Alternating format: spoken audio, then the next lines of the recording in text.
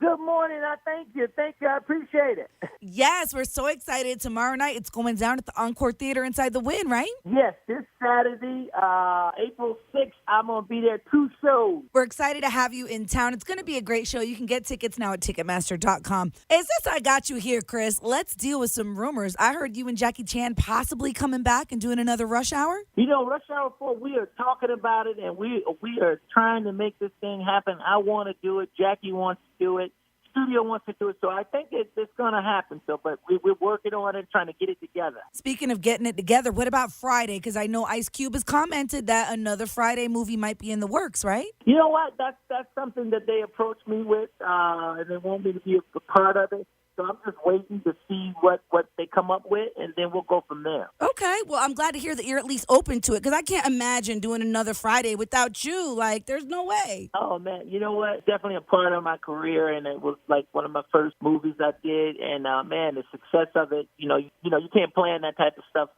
People still love that movie, and it became a cult classic. It's just a blessing to be a part of it. Absolutely, because there can't be another Friday without Smokey. I mean, your character was so iconic. And here's what's crazy, right? So you know how Cardi B just trademarked her occur, right? Like, I always mess it up. I can't do it right. But we do a podcast here called Off Air with the Q Crew, and we were talking about different sayings from the movies and from celebrities throughout time that should have been trademarked. And you know your signature saying, and you notice, man, that has been embedded in our culture, right? That's right. That's right. It is definitely trademarked. That's definitely one of my sayings for sure. Oh, girl. We're talking to Chris Tucker, Vegas. He'll be at the Encore Theater tomorrow night. Tickets available at Ticketmaster.com. Chris, hang out with me for just a few in Vegas. When we come back, we're going to talk to Chris Tucker about Instagram comedians and how his influence in comedy, you can still see it today. We're talking to Chris Tucker, Vegas. He's going to be at the Encore Theater here at the Wynn this Saturday, April 6th. You can still get tickets online. But I got to talk to you, Chris Tucker. You are such an icon in the comedy world. And now you see some of these younger comedians that kind of, I don't want to say mimic your style, but you could tell you definitely influence them. Like when I watch DC Young Fly, I love him. And I see a lot of you in him, but your influence in his own new, millennial kind of way. How's it feel to have had such an impact on this new era of comedy? It's great because you never think, that somebody that you would influence somebody. When I came into, when I started doing comedy, I was influenced by Eddie Murphy and Richard Pryor and Robin Harris and comedians like that, and so many others. And you never think that one day that you'd be this comedian that influenced the next generation. But I love it. I saw D.C. Curry in L.A. not too long ago. He performed, and I was so proud of him. Mm-hmm. And he reminded me of myself, not because he imitated me, but because I believe he got his own style. Mm-hmm. But he reminded me of his energy and his where he was. I think I was around about the same place at his age. I think he's 26. Mm-hmm. So he reminded me of where I was and where I am today, and I see a great future for him. So I'm excited for him, and I think he's a great, great guy. Absolutely, yeah, because, I don't see him copying you. I could just tell that he's influenced by you. You know what I mean? Because you had that certain kind of comedy. Yeah, I feel the same way. If he keeps working at it, he's going to be around for a long time. So what do you think about the new wave of comedy, like on Instagram, right? Because a lot of kids now, with this platform of social media, they're really able to make a name for themselves. You see people like Jess Hilarious, who was on a TV show, and she's got all this stuff going on right now, and it's really helped the millennials have this platform for comedy that was never seen before. It's amazing, and I think that's what it's all about. It evolved into something else. We had Def Comedy Jam. That was our only kind of outlet back in the 90s, and then now you got your own these platforms on cell phones that you can go and do stuff on, and people could discover you and start following you. It's a great thing. As long as people using it in a positive way, I think it's great, and I hope it keeps evolving, and showing all these talented people out there that they can get themselves out there. So I think it's great. Because I think we found so much fresh, dope comedians and comedy and stuff like that on Instagram. And then you end up seeing them on Wildin' Out, and you see them blossom, and you're like, okay, that's what it's all about. Yeah. So Jimmy Kimmel's been in Vegas all week filming his show live, and this week Tiffany Haddish was on the show. I got to actually sit in the audience during that live taping. She talked about that night in Miami that tanked and all the bad press that she got behind it. How hard is it in comedy now when you do have a bad set that it just gets really blown out of proportion? Because, who hasn't had a bad day at work, right? Oh, yeah. I mean, it happens to every comedian. It happens to every. But that's what makes you stronger and makes you better.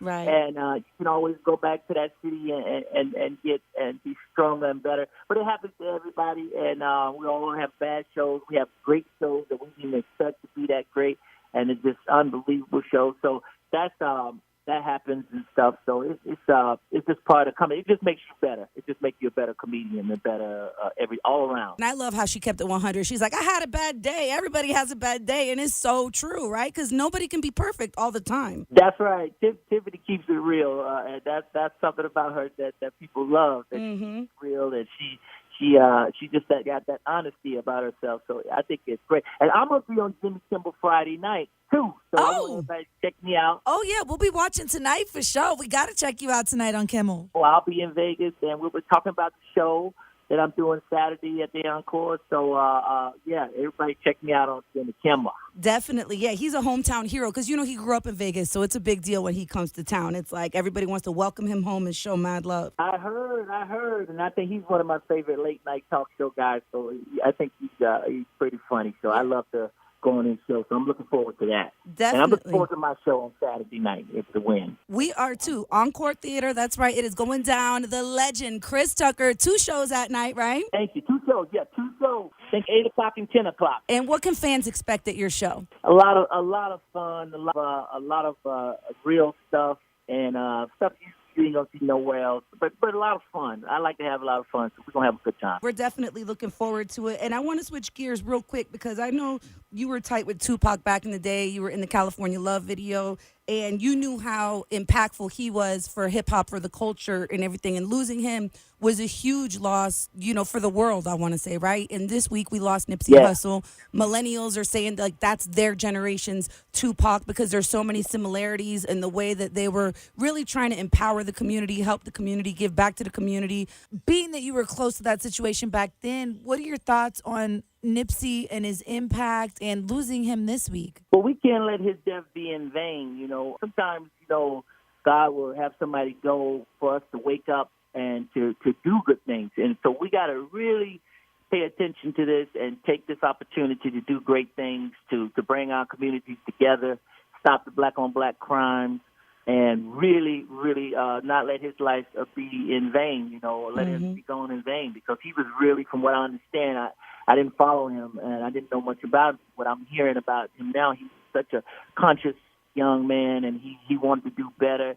And sometimes God have somebody like that who love his community, love his people, to go for us to wake up and to do even greater work. So if we do even greater works that he could have even did himself by him living, his life wouldn't be in vain, and God will win, and we all will win. So that's how I feel about it. Yes, so well said. Thank you so much, Chris Tucker. We're looking forward to seeing you tomorrow night at the Encore Theater in the Win. And then tonight, we're going to see you on Jimmy Kimmel. So what's going down? You're going to get a lot of love from the 702 this weekend. Yes, come on by. You can go on my social media stuff. I don't really know all that stuff, but I'm gonna learn it. Well, you do be posting here and there. You do be posting, right? Because I do follow you at Chris Tucker Real on Twitter and at Chris Tucker on the gram. That's me. That's right. Yep.